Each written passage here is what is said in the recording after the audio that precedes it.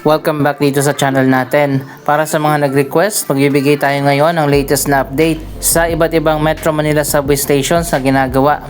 Andito tayo ngayon sa may Meralco Avenue sa may Pasig City. Dito itinatayo ang Ortigas Station ng Metro Manila Subway.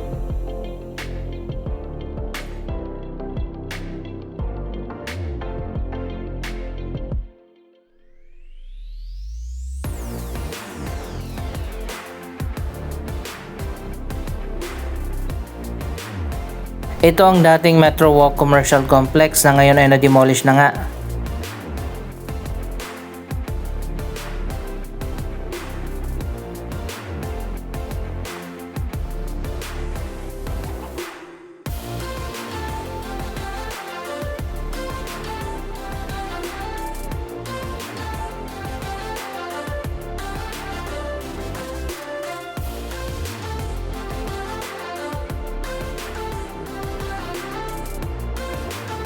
Malawak din itong area hanggang dyan sa may Julia Vargas. Dito sa kabilang dulo ayan tapos na ang demolition.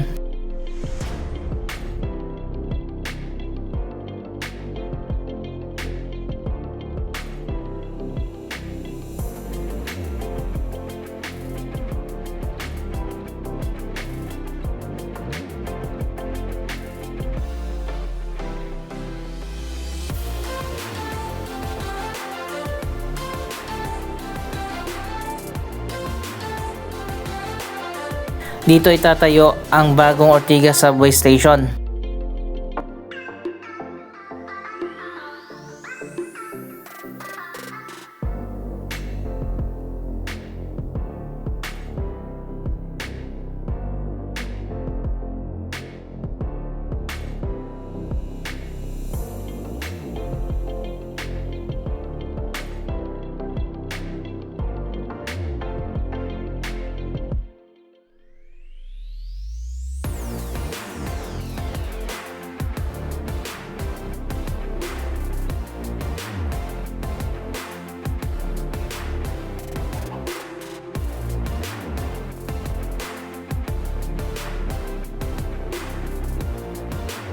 Ang Metro Manila Subway ang tinatawag na Project of the Century para sa ating bansa. Ito ang kauna-unahan na subway system dito sa Pilipinas.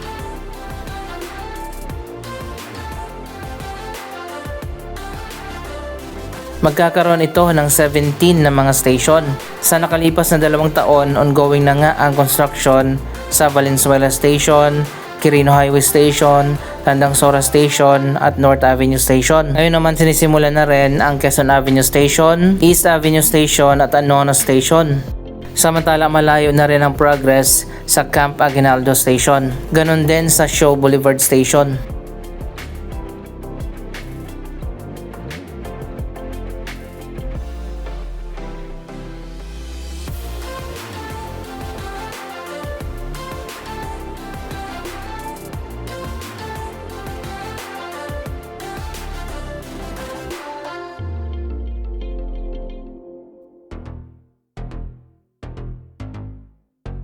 Nai-award na rin ang kontrata para sa Kalayaan Station at Bonifacio Global City Station, ganon din sa Loton Station at Senate Station.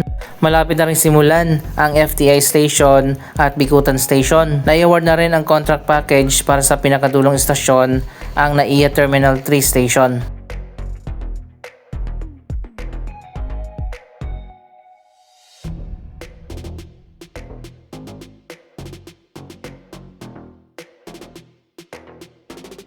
Ang Metro Manila Subway ay pinondohan mula sa loan na hiniram natin sa Japan. Ang Japan International Cooperations Agency ang nagpopondo para sa pagtatayo sa proyektong ito. Ilang mga Japanese contractors din ang gumagawa para sa subway line dito sa ating bansa. Sa kabilang dulo nitong Meralco Avenue ang Shaw Boulevard Station na kasalukuyan ang kinatayo ngayon dyan sa may Estancia Mall.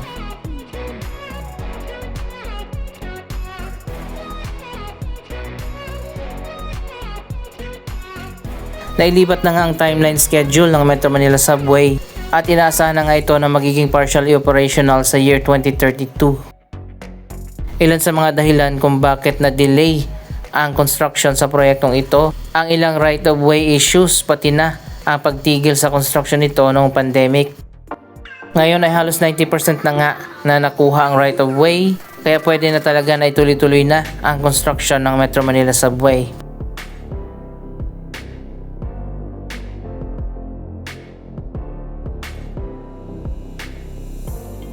Dito naman sa may Vertis North, malapit itinatayo ngayon ang Quezon Avenue Station.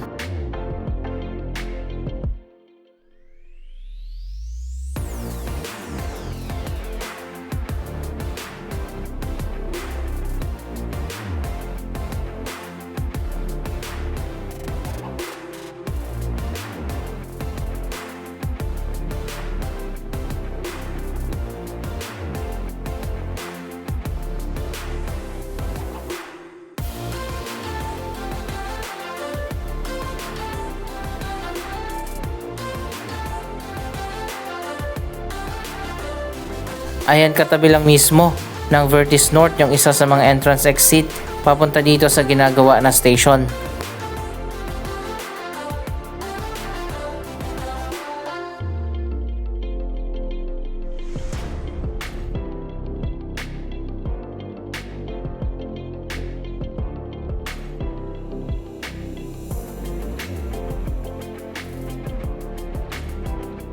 Ito na ngayon ang pinaka-latest na progress sa Quezon Avenue Station.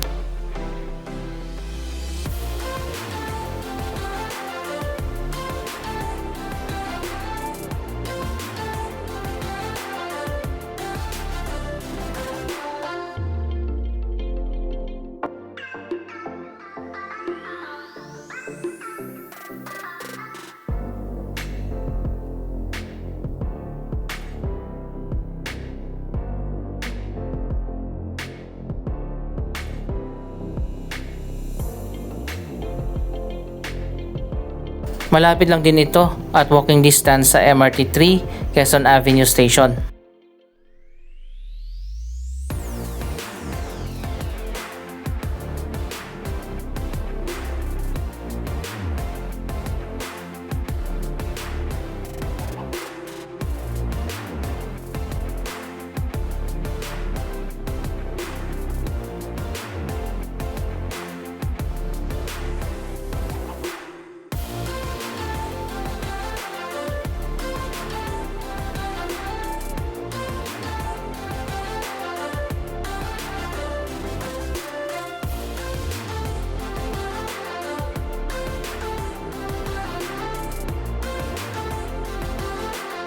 Andito naman tayo ngayon sa may Aurora Boulevard, malapit sa LRT2 Anona Station. Natapos na nga ang demolition sa mga building dito.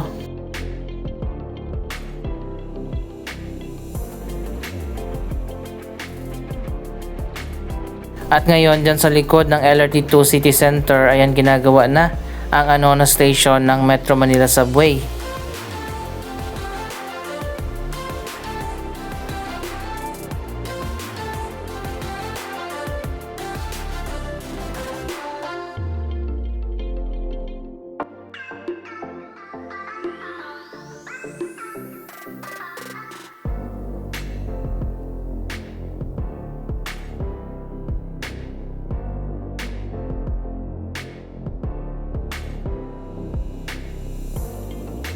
Hindi man directly connected pero napakalapit lang ng Metro Manila Subway Station dito sa LRT2 Anona Station.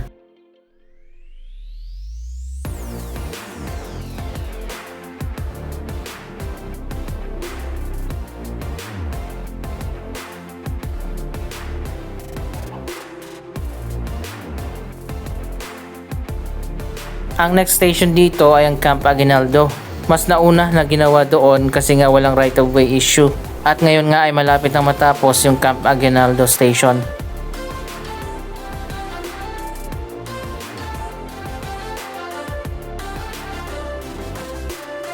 Andito naman tayo ngayon sa may V. Luna Street.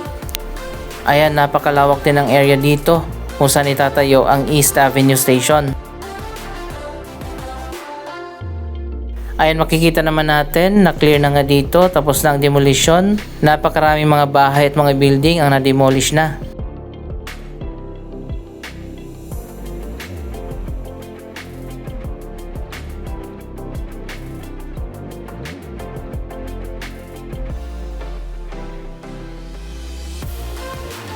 Ilang street din malapit dito sa may Viluna ang na-demolish ang mga kabahayan.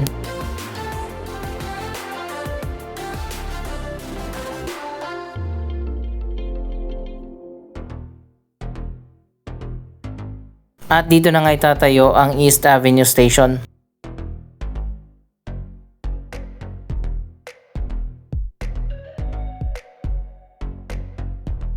Ayan guys, hanggang dito.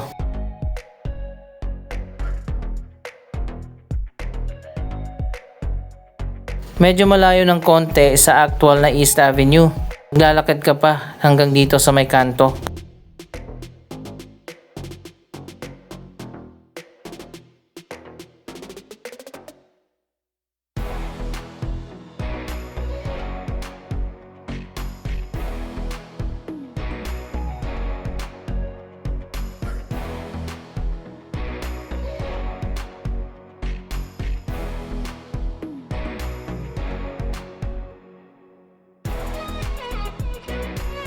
And itong West Avenue, siguro mga ilang metro din yung layo.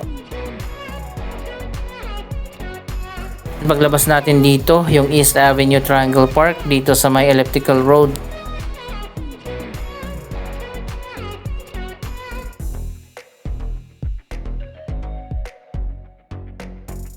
Ito pala yung bagong park na pinagawa ng Quezon City Local Government.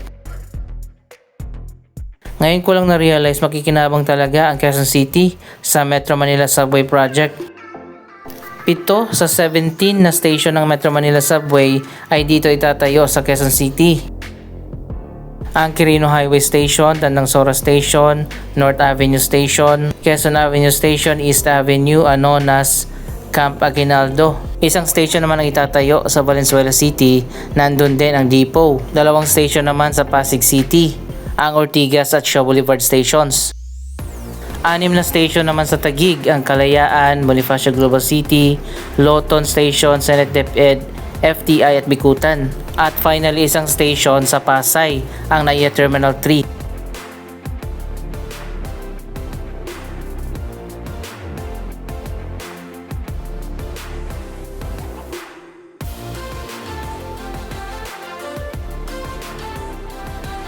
Ganon din pala sa MRT 7.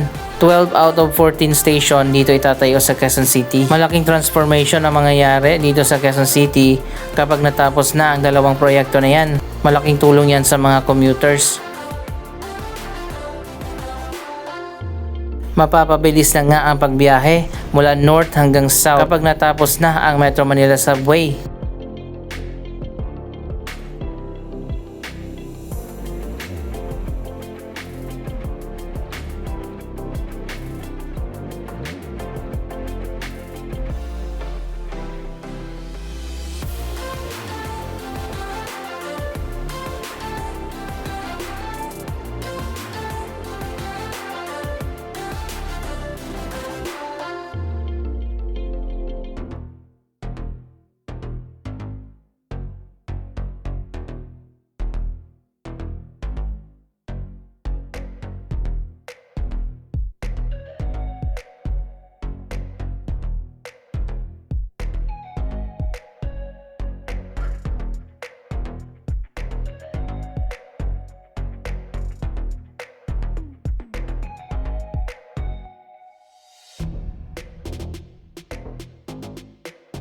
Ang MRT 7 naman inaasahan na magiging operational sa susunod na taon. Malaking tulong din yan sa mga commuters, lalong-lalo na mga dumadaan dito sa Commonwealth Avenue. Panoorin nyo yung update natin sa iba't ibang mga projects na natapos na dyan sa loob ng Quezon City Memorial Circle. Napakaganda na pala dyan sa loob.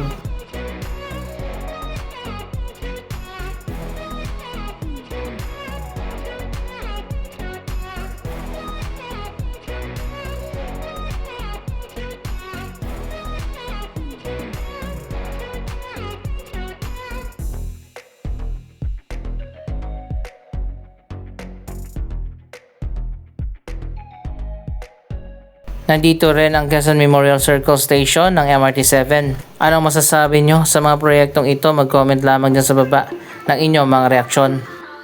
Maraming salamat sa inyong panonood. Huwag kalimutan na i-like, i-share ang video ito at mag-subscribe. Thank you for watching.